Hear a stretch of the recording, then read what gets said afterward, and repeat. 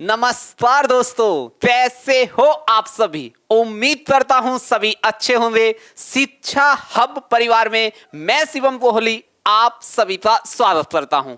जैसा कि आप जानते हैं कि आज की ये विस्फोटक एमसीक्यू क्लास, आप नाम से देख लीजिए, अनुसूचियां शेड्यूल का जो विस्फोटक जो एमसी क्वेश्चन है डीएसएसबी के लिए स्पेशल। तो बच्चा यहाँ पे हमने ये टॉपिक जो था आपको ऑलरेडी हमारे चैनल पे आप जाओगे तो 2 क्लास आपको वहीं पे मिल जाएंगी जो अनुसूची टॉपिक्स है, चाहे वो पिज्जा फॉर्म में हो और चाहे फॉर्मूला फॉर्म में। तो आप टॉपिक के लिए वहां पे जा सकते हो। आज की इस विस्फोटक क्लास में आपको एमसीक्यू की स्पेशल यहाँ पे डीएसएसबी के लिए स्पेशल विध्वंस सवाल कराए जाएंगे। तो ध्यान दीजिएगा बच्चा, अगर मैं अपने क्वेश्चन पे ध्यान दूं तो पहला या क्वेश्चन नंबर 1 ध्यान दीजिए, भारतीय संविधान की समवर्ती सूची। हाँ बच्चा ध्यान दीजिएगा, यहां पे समवर्ती सूची में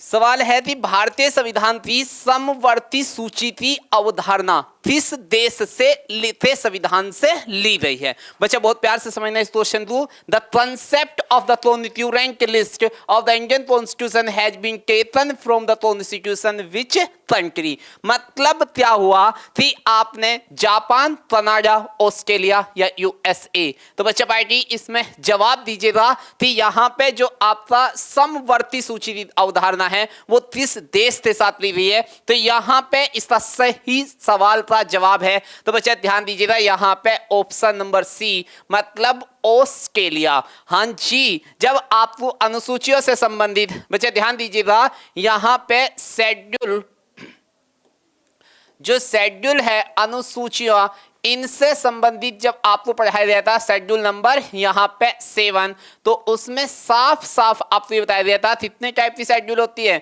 यहाँ पे 3 टाइप की। नंबर 1 शेड्यूल कौन सा है बच्चा? यूनियन। नंबर 2 यहाँ पे स्टेट लिस्ट, एंड तीसरा था बच्चा यहाँ पे कॉन्क्यूरेंट। राइट, यहाँ पे कौन सा था? कॉन्क्यूरेंट। तो अब आप इससे समझिए कि उसने कहा है इसी कॉन्क्यूरेंट की बात की गई है जिसे हम हिंदी में किस नाम से जानते हैं? तो मेरे बच्चा इससे जानते हैं हम समवर्ती सूची के नाम से। मतलब जहां पे स्टेट प्लस इज यूनियन एक साथ काम करती हो उस शेड्यूल को क्या बोला जाता है? यहाँ पे पार्ट शेड्यूल नंबर 7 में आपका किससे बात हो रही है? समवर्ती सूची से। और समवर्ती सूची बोले तो कहां से लिया गया है? तो बच्चा ध्यान देना, ये कंसेप्ट जो हमने लिया है वो कहां से लिया है? यहाँ ऑस्ट्रेलिया से। चलिए बेटा, थोड़ा सा मतलब आज टेक्निकल कमी है थोड़ा 1% से। तो आइए बच्चे इसमें बात करते हैं। यहाँ पे आपका कहां से लिए गए? ऑस्ट्रेलिया से। तो पहला जो कहां से लिए गए बच्चे? ये आपका ऑस्ट्रेलिया से। जबकि यूनियन वर्ड हमने कहां से लिया है? तो यू नो वेरी वेल, ये लिया गया था कनाडा से। ये कहां से लिया था? हमने कनाडा से। तो बच्चे ध्यान रखना बस यहाँ पे इसी स्लाइड को। एंड देन यहाँ पे अगर बात की जाए, जल्दी जाने में क्यों कर रहे हैं। तो आपका पहला सवाल अगर पूछा जाए समवर्ती सूची की जो धारणा है वो किस देश के संविधान से ली गई है, तो बच्चा इसका सही जवाब क्या होगा? ऑस्ट्रेलिया। जबकि यहीं पे अब क्वेश्चन नंबर 2 से जब बात करेंगे तो ध्यान देना, नौसेना, सैन्य, वायुसेना का काम भारत के संविधान की 7वीं अनुसूची में दी गई निम्न सूचीबद्ध है। मतलब यहाँ पे जो नेवी, मिलिट्री, एयरफोर्स है वो 7th schedule of constitution of India given list. तो यहाँ पे बच्चा पार्टी बताना है सेंटर, स्टेट या वर्ल्ड या आपका कौन सा है? कॉन्क्यूरेंट लिस्ट का। तो बच्चे यहाँ पे इसका सही जवाब है आपका ऑप्शन नंबर ए, मतलब यहाँ पे सेंट्रल। जो मिलिट्री है, जो आर्मी है, जो आपका यहाँ पे कह लीजिए जो नेवी है वो किसके साथ काम करती है? तो बच्चा यूनियन के साथ, ना कि आपका स्टेट या कॉन्क्यूरेंट इसमें नहीं आएगा। इसका सही जवाब क्या होगा मेरे बच्चा? तो यहाँ पे इसका सही जवाब है केंद्रीय, मतलब यहाँ पे सेंटर के साथ। जबकि नेक्स्ट सवाल पर अगर बात करेंगे क्वेश्चन नंबर 3 3 बहुत प्यार से देखना, भूमि तथा भवन पर लदने वाला जो कर जो टैक्स है वो भारतीय संविधान की 7वीं अनुसूची में निम्न में किस सूचीबद्ध है। बच्चा 7th शेड्यूल का जो क्वेश्चन है जब पेपर में जीएसएसबी थे आएगा DSSB थे तो यहाँ पे हमें सवाल थे जो आए थे लीडिंग लेटेस्ट क्वेश्चन है, हम बात उन पे कर रहे हैं। तो आपको मालूम होना चाहिए कि taxes on land and building are listed in the following given in the 7th schedule. इससे टुडे 7वें शेड्यूल में ही होगा, लेकिन बात आएगा बच्चा पार्टी वो सेंटर, स्टेट, वर्ल्ड या कॉन्स्टिट्यूएंट। तो आपको ध्यान देना होगा बच्चे जो लैंड और बिल्डिंग से रिलेटेड जो आपका इसका सही जवाब है वो किससे रिलेटेड है, यहां पे स्टेट मतलब राज्य। आप देखते हुए अगर हम जमीन से संबंधित अगर हम जमीन खरीदते हैं या लेते हैं बेचते हैं तो उसमें स्टाम्प लगते हैं, राइट बच्चे, वो लगा सेंटर ही रहता है लेकिन कलेक्ट कौन करता है, उस पैसे का कौन इस्तेमाल करता है, उस पर किसका हक होता है, स्टेट का। तो आपको ये सवाल ध्यान रखना है कि यहाँ पे अगर जमीन या भूमि से संबंधित कोई भी अगर ऐसा सब्जेक्ट से रिलेटेड या कह लीजिए 7वीं अनुसूची में डिफाइन है तो उस पर किसका राइट है, तो यहां पे स्टेट का। जबकि क्वेश्चन नंबर 4 इसे ध्यान से देखना बच्चा, निम्न में से कौन सा विषय हमारे संविधान की समवर्ती सूची में शामिल नहीं है। मेरे बच्चा इस पे थोड़ा सा आप राउंड करोगे कि which of the following subject is not included right in the constituent list of our constitution. तो यहां पे मजदूर संघ, शेयर बाजार तथा भावी, जनरली जानवर तथा पक्षियों का संरक्षण या जनरल, इनमें से कौन सा मतलब आपको ये बताना है समवर्ती या कॉन्स्टिट्यूएंट लिस्ट में शामिल नहीं है। तो बच्चे यहां पे आपको ये ध्यान रखना होगा जो शेयर बाजार तथा भावी फ्यूचर मतलब शेयर मार्केट है, ये क्या है, stock market and future markets. बच्चा बाकी ये किसका विषय है, यहां पे ये यूनियन का विषय है, ये कॉन्स्टिट्यूएंट लिस्ट का विषय नहीं है। बहुत प्यार से समझना है किसका नहीं है, कॉन्स्टिट्यूएंट लिस्ट का विषय नहीं है, ये किसका विषय है, ये आपका यूनियन का विषय है। तो जब ऐसा सवाल आ जाए तो बच्चा पेपर में आपको सबसे पहले क्या करना है, यहां पे इस नहीं पे गोला बना लीजिए, राउंड बना लीजिए, क्योंकि एरर और सबसे ज्यादा गलती होने के चांस यहीं पे है, राइट बच्चे भाई। चलिए अब अगर नेक्स्ट सवाल की बात की जाए, जनसंख्या नियंत्रण और परिवार नियोजन भारतीय संविधान की 7वीं अनुसूची निम्न में से कौन सी है, सेंटर, राज्य, विश्व या समवर्ती। देखिए बच्चा ये सवाल क्या कह रहा है, population control and family planning, ये बात किससे हो रही है यहां पे, तो इसके बारे में बता दूं, इसका सही आंसर है बच्चा पार्टी डी मतलब कॉन्स्टिट्यूएंट या कह लीजिए समवर्ती सूची, राइट। तीसरी बात हो रही है समवर्ती सूची। देखिए बच्चा अगर परिवार नियोजन की बात हो रही है तो आपको ध्यान रखना है कॉन्स्टिट्यूएंट ही है, लेकिन इसका जो नेक्स्ट सवाल है जिस पे मतलब यहां पे विध्वंस सवाल बनेगा, तो बच्चा ध्यान देना जनगणना, सही जनगणना या जिसे हम किस नाम से डिफाइन कर सकते हैं यहां पे सेंसस, ये कौन डिफाइन करता है, तो बच्चा ये आपका यूनियन लिस्ट का वर्ड है, ये किसका वर्ड है यहां पे यूनियन लिस्ट का, मतलब जनगणना तो यूनियन लिस्ट का अर्थ है, यदि परिवार नियोजन किसका है मेरे बच्चा, यहां पे कॉन्स्टिट्यूएंट का। हम दो हमारे दो एसएससी सरकारें कहां से कौन से विषय चलाएंगी, यहां पे स्टेट और सेंटर दोनों मिलकर चलाते हैं, लेकिन जनगणना कराने का काम किसका है, यहां पे ओनली सेंटर का या समझिए यूनियन लिस्ट का, राइट बच्चा। दोनों ही सवाल मैंने बता दिए हैं। नेक्स्ट आइए, कौन सी भाषा, क्वेश्चन नंबर 6 यहां पे ध्यान दीजिएगा, कौन सी भाषा भारतीय संविधान की 8वीं अनुसूची में उल्लेखित नहीं है। बच्चा जब सवाल ऐसा है विच of the following language is not mention in the 8th schedule of the Indian constitution, तो आपको ध्यान देना है संस्कृत, सिंधी, इंग्लिश या नेपाली। तो यू नो वेरी वेल मेरे बच्चा, यहां पे जब हमने पढ़ाया था तो आपको साफ साफ लिखवाया था इंग्लिश भाषा 8वीं अनुसूची में नहीं है, सही 8वीं शेड्यूल या 8th शेड्यूल में आपका इंग्लिश के बारे में डिफाइन नहीं है। मूल संविधान में ध्यान देना, यहां पे आपकी बात की जाए बेसिक कॉन्स्टिट्यूशन में 14 टाइप की भाषाएं थी, जबकि प्रेजेंट कॉन्स्टिट्यूशन में कितने टाइप की भाषाएं हैं बच्चा, मतलब 22। कितने टाइप की भाषाएं हैं, 22। अगर बात की जाए तो बच्चे यहां देखिए, आपके पास सपोज करो यहां पे ये आपका क्या है, नोट है। तो इस गांधी जी के नोट पे आप यहां पे जो देखते हो ये क्या है, ये भाषाएं ही हैं।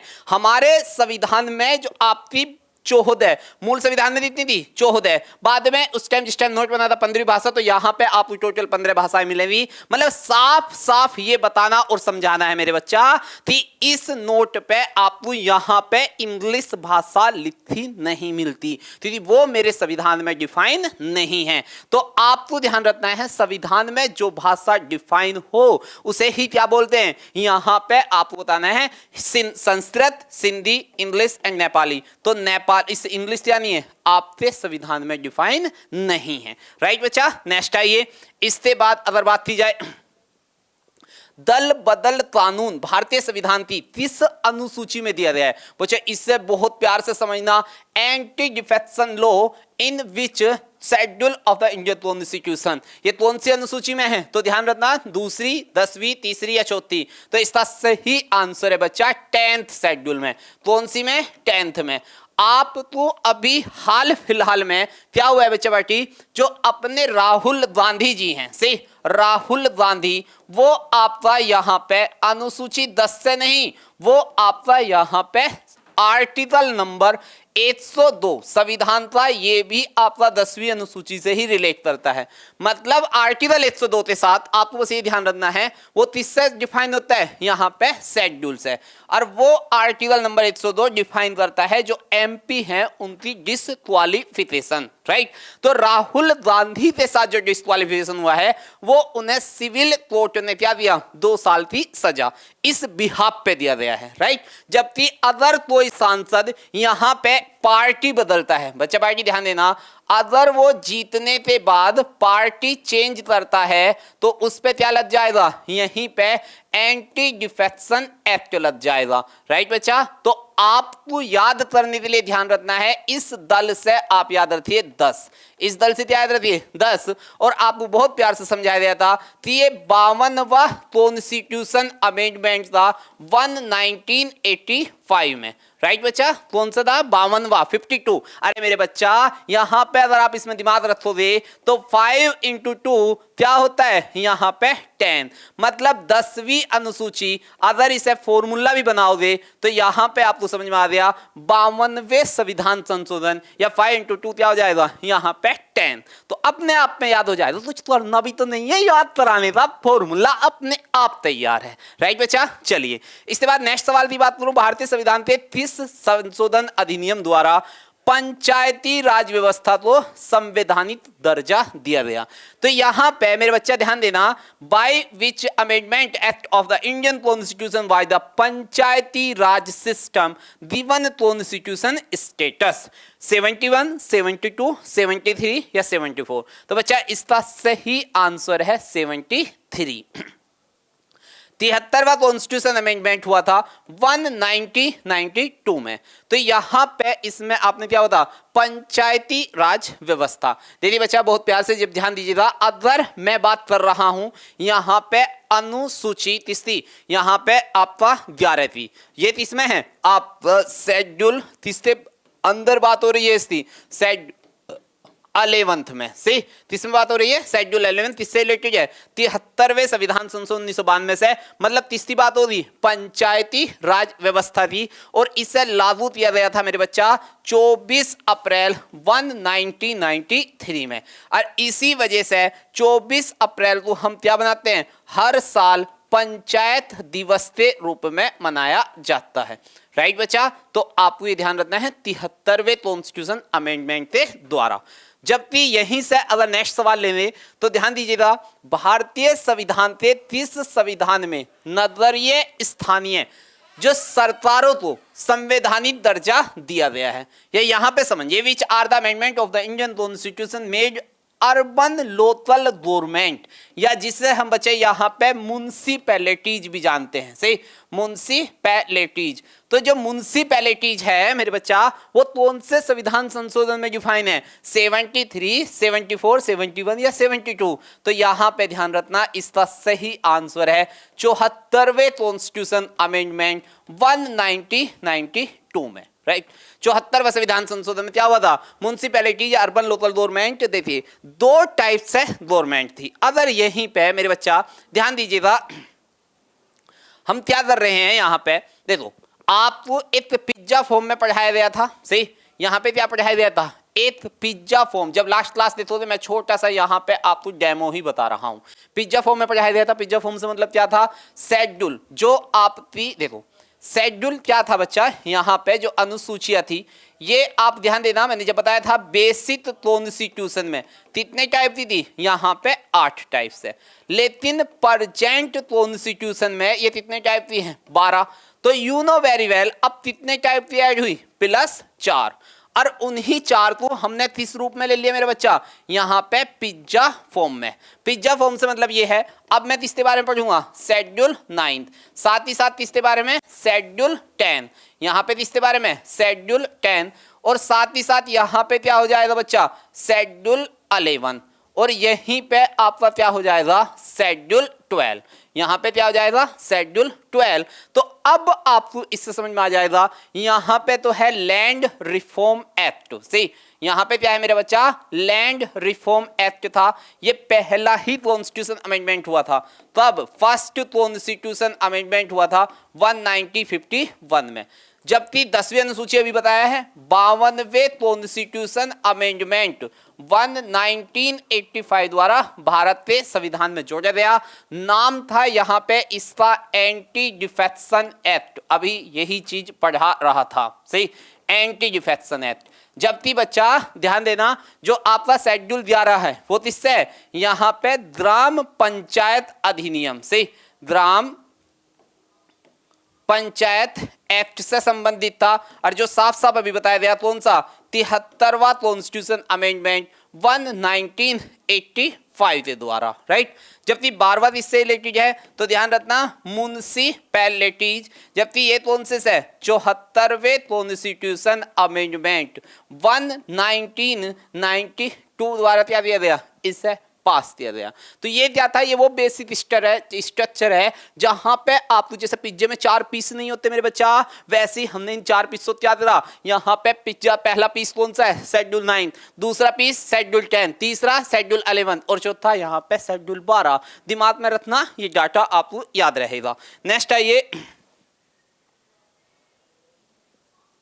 इसके बाद अगर मैं बात करूं तो बच्चे यहाँ पे इसका सही जवाब क्या है कि आपका अनुसूची, मतलब सॉरी अनुसूची यहाँ पे हाँ 12 किससे संबंधित है, तो ध्यान रखना 74वें कॉन्स्टिट्यूशन अमेंडमेंट के द्वारा।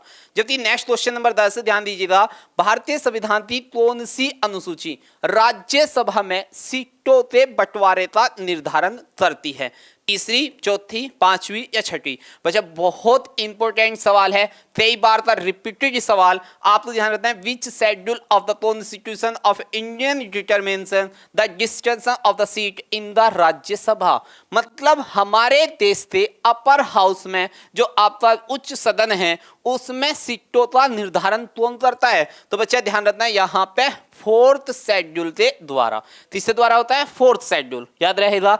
चौथी अनुसूची यहाँ पे डिफाइन करती है किस राज्य में कितनी यहाँ पे आपका राज्यसभा में सीट होंगी। जैसे फॉर एग्जाम्पल अगर बात करूं, यूपी से सबसे ज्यादा है मेरे बच्चा कितना, 31। यूपी से कितने एमपी हैं राज्यसभा में, तो यहाँ पे याद रखना 31। जबकि यहीं पे अगर बात करूं पूर्वोत्तर स्टेट की, ईस्टर्न स्टेट, यहाँ पे 7 हैं, सही, यहाँ पे कितना है, 7। तो ऐसे करते आपको मतलब याद रहना चाहिए कहां से कितने हैं।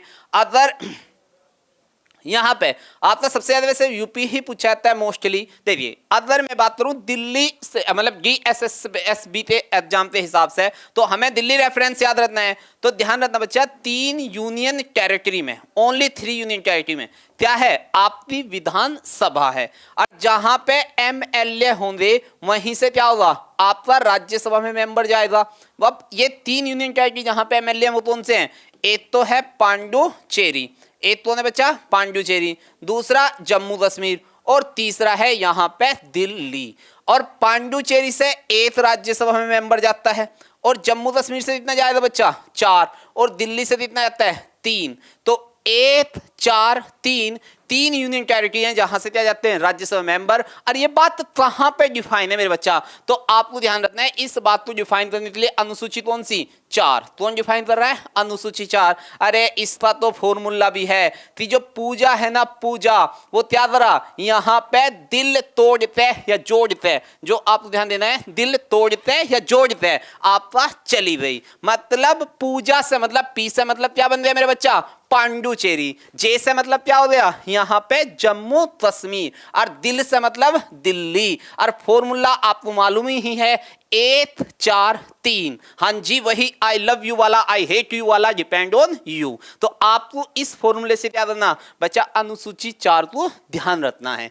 एंड नेक्स्ट आइएगा यहां पे क्वेश्चन नंबर 11, भारतीय संविधान की कौन सी अनुसूची भारत की भाषाओं से संबंधित है। तो बच्चे इसमें कुछ भी नहीं करना, जब भी भाषा की बात आए इंग्लिश में लिख लीजिए लैंग्वेज, इंग्लिश में क्या लिख लो बच्चा लैंग्वेज। अब डिफाइन कर लीजिए कितने शब्द हैं 8 वर्ड हैं। कितने वर्ड हैं लैंग्वेज में 8। तो आपको बहुत प्यार से मैंने क्लास के बीच में बताया होगा कि यहाँ पे भाषा से संबंधित कौन सी अनुसूची है। तो बच्चा ध्यान रखना यहाँ पे 8वीं शेड्यूल। फॉर्मूले में क्या दिमाग में रखेंगे कि कोहली सर ने क्या बताया था यहाँ पे आपका भाषा को अंग्रेजी में लिखना है क्या लैंग्वेज। और लैंग्वेज में कितने वर्ड हैं 8। उन्हीं 8 वर्डों से क्या दिमाग में रखेंगे अनुसूची कौन सी है 8वीं। अनुसूची कौन सी है 8वीं। अरे मेरे बच्चा इसका तो पोस्टमार्टम यहां तक हो जाएगा कि 8वीं सेंचुरी इसमें शेड्यूल में बेसिक कॉन्स्टिट्यूशन में अभी बताया था कितनी भाषाएं हैं 14, जबकि वर्तमान जो प्रेजेंट कॉन्स्टिट्यूशन है इसमें कितनी भाषाएं हैं 22। कितनी प्लस हुई यहां पे टोटल 8। कितनी प्लस हुई 8। मतलब 8 का तो भयंकर पोस्टमार्टम कहते हैं ना विस्फोटक कैसे तैयार करना, ये सब वही फॉर्मूले डिफाइन हो रहे हैं। तो ये बात क्लियर। नेक्स्ट आइए क्वेश्चन नंबर 12, भारतीय संविधान का पहला संशोधन कब हुआ। अभी पिज्जा फॉर्म में आपको बताया जा रहा था कि पहला संशोधन कब हुआ था फर्स्ट कॉन्स्टिट्यूशन अमेंडमेंट 1951 में, राइट 1951 में। तो यहां पे इसका सही जवाब क्या होगा बच्चा 1951। Which year the first amendment of the Indian constitution 1959 9th schedule में इसमें पहली बार अनुसूची में लैंड रिफॉर्म एक्ट के साथ चेंज हुआ था। जबकि नेक्स्ट क्वेश्चन में आओगे भारतीय संविधान में कितनी अनुसूचियां हैं। तो बच्चा यू नो वेरी वेल यहां पे 8 10 11 या 12। देखिए बच्चा इसने पूछा कितने भारतीय संविधान में कितनी अनुसूचियां हैं, तो आपको एट प्रेजेंट ध्यान रखना है यहां पे 12। अगर यहीं पे होता भारतीय संविधान के मूल में, मूल मतलब यहां पे बेसिक में कितनी अनुसूचियां थी, फिर यहां पे क्या होता वाज, यहां पे सवाल क्या होता मेरे बच्चा, फिर यहां पे सवाल बनता वाज, तो आपको तब इसका जवाब था 8। सही, तो यहां इन दोनों सवालों को डिफाइन रखना कि भारतीय संविधान में कितनी अनुसूचियां हैं, टोटल अभी वर्तमान में 12। जबकि नेक्स्ट क्वेश्चन नंबर 14 आपको डिफाइन करता है भारतीय संविधान की 8वीं अनुसूची में कितनी भाषाओं को मान्यता दी गई है। तो यहां पे 12 16 20 या 14। तो भारतीय दी गई, सॉरी यहां पे था थी, और इस थी से ध्यान रखना है यहां पे 14। भारतीय संविधान में मूल संविधान में कितने टाइप की 14, जबकि वर्तमान संविधान में कितने टाइप की हैं 22। तो अगर ये देखा जाए वर्तमान में 22 और मूल में कितना था बच्चा यहां पे 14। एंड नेक्स्ट जो लास्ट सवाल है यहां पे इसे ध्यान रखना, बैटिंग और जुआ भारत के संविधान की 7वीं अनुसूची में दी गई किस सूची से संबंधित है। बच्चा पार्टी जो आज के टाइम में आप ड्रीम 11 MPL इस पर टीम बना रहे हो IPL के दौरान, तो आपको ध्यान रखना है ये बैटिंग या जुआ आपका किस है, तो गैम्बलिंग है नहीं, तो गैम्बलिंग से संबंधित ध्यान रखना आपका एक कॉन्स्टिट्यूशन कौन सा है सेंटर स्टेट वर्ल्ड या कॉन्क्यूरेंट। तो बच्चा यहां पे ध्यान रखना ये तीसरा विषय है, ये आपका टोटल किसका विषय है स्केट था। सही जवाब क्या है इसका? स्केट। आज के टाइम में IPL को देखते हुए लेटेस्ट करंट का विस्फोटक खतरनाक सवाल, तो ऐसे ही खतरनाक सवालों के साथ अगले क्लास में हम मिलते हैं। यहां तक का जो सेशन था, मतलब जो शेड्यूल थे इंपोर्टेंट सभी सवाल थे, उन्हें हमने आज से इस सेशन में कवर किया। अगली क्लास जो नेक्स्ट क्लास होगी उसमें हम पहले कंटेंट ले पाएंगे अपने GST@कोहली वाले अंदाज से। शिक्षा हब परिवार आपके लिए पूर्णतः यहां पे DSSP में जितना भी लीजिंग सवाल होगा उन सब की जिम्मेदारी लेगा, और इसी विस्फोटक अंदाज में आपके लिए लेटेस्ट क्वेश्चंस जो आए हुए हैं या जो आ सकते हैं उन सब की क्लास के लिए हम मिलते हैं अगली क्लास में। आज के इस क्लास के लिए यहीं पे जय हिंद जय भारत।